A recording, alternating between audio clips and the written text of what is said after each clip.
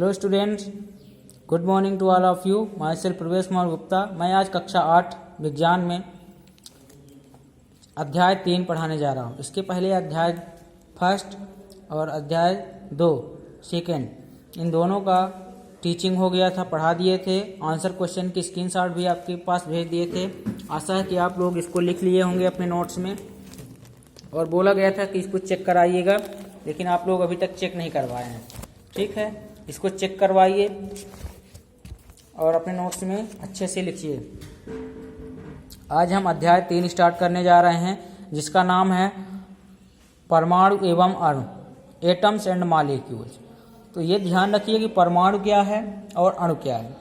तो जो परमाणु होता है वह पदार्थ की सबसे स्मॉलेस्ट यूनिट है, पदार्थ की सबसे छोटी यूनिट है परमाणु, और कई परमाणु मिलकर एक अणु का निर्माण करते हैं। ठीक है, तो आइए देखते हैं, इसको पढ़ते हैं, समझते हैं। प्राचीन भारतीय एवं ग्रीक दार्शनिक द्रव्य के अज्ञात एवं अदृश्य रूपों से सदैव चकित होते रहे। पदार्थ की विभाज्यता के मत के बारे में बहुत पहले लगभग 500 ईसा पूर्व विचार व्यक्त किया गया था। भारतीय दार्शनिक महर्षि कणाद ने प्रतिपादित किया था कि यदि हम द्रव्य को विभाजित करते जाएं तो छोटे छोटे कण प्राप्त होते जाएंगे।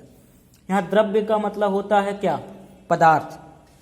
ठीक है, पानी वाला द्रव्य नहीं है, उसको द्रव बोलते हैं, और पदार्थ को द्रव्य बोलते हैं। ठीक है,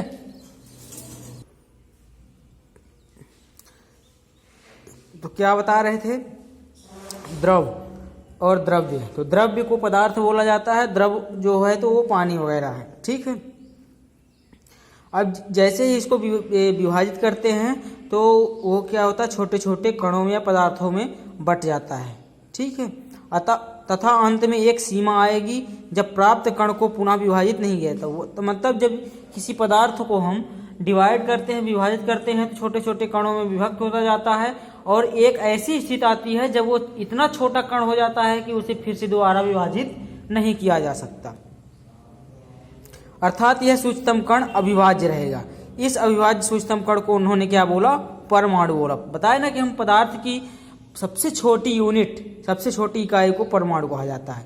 एक अन्य भारतीय दार्शनिक पकुधा कात्यायाम ने इस मत को विस्तृत रूप से समझाया तथा कहा कि ये कण सामान्यतः संयुक्त रूप में पाए जाते हैं, जो हमें द्रव्यों के भिन्न भिन्न रूपों को प्रदान करते हैं।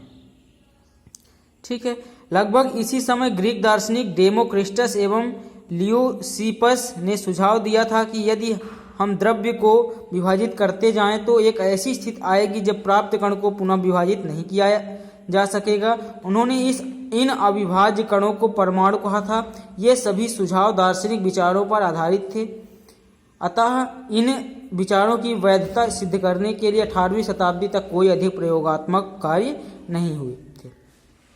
18वीं शताब्दी के अंत तक वैज्ञानिकों ने तत्वों एवं यौगिकों के बीच भेद को समझा तथा स्वाभाविक रूप से यह पता करने के इच्छुक हुए कि तत्व कैसे तथा क्यों संयोग करते हैं, क्योंकि जब तत्व मिलेंगे तभी यौगिक मिलेगा। ठीक है, दो तत्व या दो से अधिक तत्व जब आपस में मिलेंगे तभी यौगिक मिलेगा। तो इनको ये पता करना था कि ये कैसे संयोग करते हैं, कैसे मिलती हैं। जब तत्व परस्पर करते हैं तब क्या होता है? वैज्ञानिक अंतोइन एल लेवाइजे ने रासायनिक संयोजन के 2 नियमों को स्थापित किया, जिसने रसायन विज्ञान महत्वपूर्ण आधार प्रदान किया।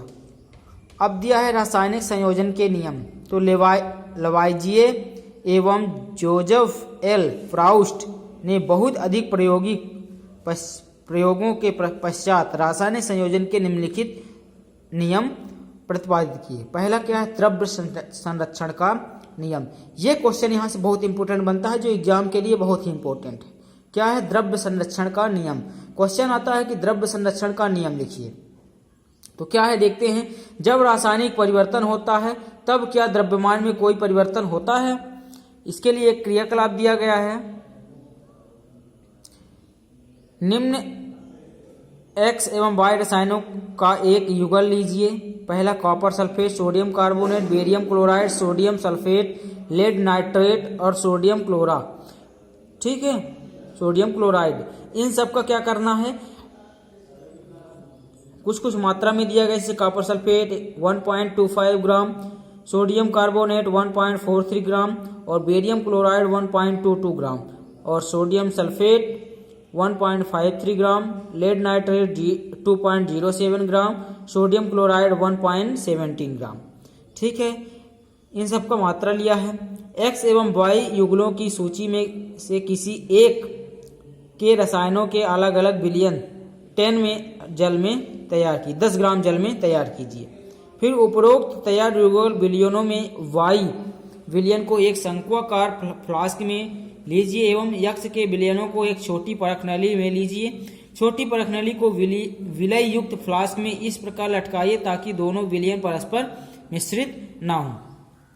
मतलब एक फ्लास्क लेता है और उसमें से एक परख नली में क्या कर देता है, उसको भरकर उसमें डाल देता है और ऐसे डालता है कि वो दोनों आपस में मिश्रित ना हो। तत्पश्चात फ्लास्क के मुख पर एक कार्क लगा दिया जाता है और फ्लास्क को कार्क के माध्यम से बंद कर दिया है। ठीक है, अंतर्वस्तु युक्त फ्लास्क को सावधानी पूर्वक तौल लीजिए। अब फ्लास्क को झुकाकर इस प्रकार घुमाइए जिसमें एक्स एवं वाई विलयन परस्पर मिश्रित हो जाए। इसको तौलने के बाद, जो फ्लास्क है उसको तौलने के बाद इस प्रकार फ्लास्क को घुमाना है कि जो परख नली में जो है और फ्लास्क में है जो दोनों क्या हो जाए, आपस में मिश्रित हो जाए।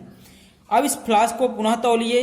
शंक्वाकार फ्लास्क में क्या अभिक्रिया हुई? क्या आप सोचते हैं कि कोई रासायनिक अभिक्रिया हुई? फ्लास्क के मुख पर कार्क क्यों लगाते हैं? क्या फ्लास्क के द्रव्यमान एवं अंतर्वस्तियों में कोई परिवर्तन हुआ? ये सब देखना है। द्रव्य संरक्षण के नियम के अनुसार किसी रासायनिक अभिक्रिया में द्रव्यमान का ना तो सृजन किया जा सकता है और ना ही विनाश किया जाता। द्रव्य संरक्षण का मतलब ये हुआ कि किसी रासायनिक अभिक्रिया में ना तो द्रव्य को नष्ट किया जा सकता और ना ही बनाया जा सकता। फिर एक महत्वपूर्ण नियम और दिया गया है, स्थिर अनुपात का नियम।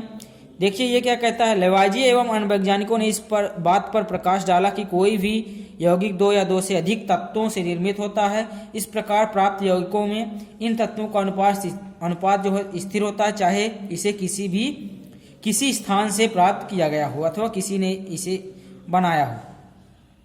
यौगिक जल में हाइड्रोजन एवं ऑक्सीजन के द्रव्यमानों का अनुपात सदैव 1:8 होता है। जो पानी होता है वो 2 अणुओं से मिलकर, 2 तत्वों से मिलकर बनता है, हाइड्रोजन और ऑक्सीजन। तो इनका जो अनुपात होता है बनने में वो क्या होता है, 1:8 होता है, चाहे जल का स्रोत कोई भी हो। इसी प्रकार यदि 9 ग्राम जल का अपघटन करें तो सदैव 1 ग्राम हाइड्रोजन तथा 8 ग्राम ऑक्सीजन ही प्राप्त होता है। जैसे 9 ग्राम जल को अगर हम उसको अपघटित करें तो उसमें से क्या होता है, 1 ग्राम हाइड्रोजन और 8 ग्राम क्या होता है, ऑक्सीजन प्राप्त होती है। इसी प्रकार अमोनिया NH3 में नाइट्रोजन एवं हाइड्रोजन द्रव्यमानों के अनुसार सदैव 14:3 के अनुपात में विद्यमान रहते हैं। इसका मतलब हुआ कि जो अमोनिया होती है, NH3 होती है, उसको अपघटित किया जाए तो उसका जो रेशियो हो तो क्या प्राप्त होता है, 14:3 प्राप्त होता है। अगर इसको डिस्ट्रीब्यूट किया जाए, अपघटित किया जाए तो ये रेशियो प्राप्त होता है। उपरोक्त उदाहरणों से स्थिर अनुपात के नियम की व्याख्या होती है, जिसे निश्चित अनुपात का नियम भी कहते हैं। प्राउस्ट ने इस नियम को इस प्रकार से व्यक्त किया था कि किसी भी यौगिक में तत्व सदैव एक निश्चित द्रव्यमानों के अनुपात में विद्यमान होते हैं। ठीक है, अगर कोई यौगिक है तो उसमें जो तत्व होते हैं एक फिक्स अनुपात में प्रेजेंट होते हैं। फिर यहाँ पास दिया है ब्रैकेट में, जार्ज डाल्टन का जन्म सन 1766 ईस्वी में इंग्लैंड के एक गरीब जुलाहा परिवार में हुआ था। 12 वर्ष की आयु में उन्होंने एक शिक्षक के रूप में अपनी जीविका शुरू की। 7 साल बाद वह एक स्कूल के प्रिंसिपल बन गए। ठीक है, सन 1793 में जार्ज डाल्टन का एक कॉलेज में गणित, भौतिकी एवं रसायन शास्त्र पढ़ाने के लिए मैनचेस्टर चले गए। वहाँ पर उन्होंने अपने जीवन का अधिकांश समय शिक्षण एवं शोध कार्य में व्यतीत किया। सन 1808 में इन्होंने अपने परमाणु सिद्धांत को प्रस्तुत किया, जो द्रव्यों के अध्ययन के लिए एक महत्वपूर्ण सिद्धांत साबित हुआ। ठीक है, ये तो जॉन डाल्टन साइंटिस्ट के बारे में बताया गया है कि उनका जन्म कब हुआ था, वो अध्ययन कैसे किए, वो फिर क्या किए, शिक्षण किए, फिर शोध कार्य किए, मतलब कुछ खोज किए, फिर उन्होंने क्या दिया, परमाणु सिद्धांत को प्रस्तुत किया। कब किया? 1808 में। कौन किया था? John Dalton. वैज्ञानिकों की अगली समस्या इन नियमों की उचित व्याख्या करने की थी। अंग्रेज रसायन जाल डाल्टन ने द्रव्यों की प्रकृति के बारे में एक आधारभूत सिद्धांत प्रस्तुत किया। डाल्टन ने द्रव्यों की विभाज्यता का विचार प्रदान किया, जिसे उस समय तक दार्शनिकता माना जाता था। ग्रीक दार्शनिकों के द्वारा द्रव्यों के सूक्ष्मतम अविभाज्य कण, जिसे परमाणु नाम दिया था, उसे डाल्टन ने भी परमाणु नाम दिया। वही बात है कि अगर किसी पदार्थ को विभाजित किया जाता था और जिसे ऐसी छोटी छोटी यूनिट आती थी कि जिसे हम विभाजित पुनः नहीं कर सकते थे, उससे छोटी यूनिट में विभाजित नहीं कर सकते थे, तो उसको क्या नाम दिया था? परमाणु नाम दिया था। डाल्टन का यह सिद्धांत रासायनिक संयोजन के नियमों पर आधारित था। डाल्टन के परमाणु सिद्धांत ने द्रव्यमान के संरक्षण के नियम एवं निश्चित अनुपात के नियम की युक्ति संगत व्याख्या की। ठीक है, अब देखते हैं डाल्टन के सिद्धांत की विवेचना इस प्रकार है। इसको अगले वीडियो में पढ़ेंगे। इसको पढ़िएगा, समझिएगा। कोई दिक्कत होगी कमेंट करके जरूर बताइएगा। तब तक के लिए थैंक यू।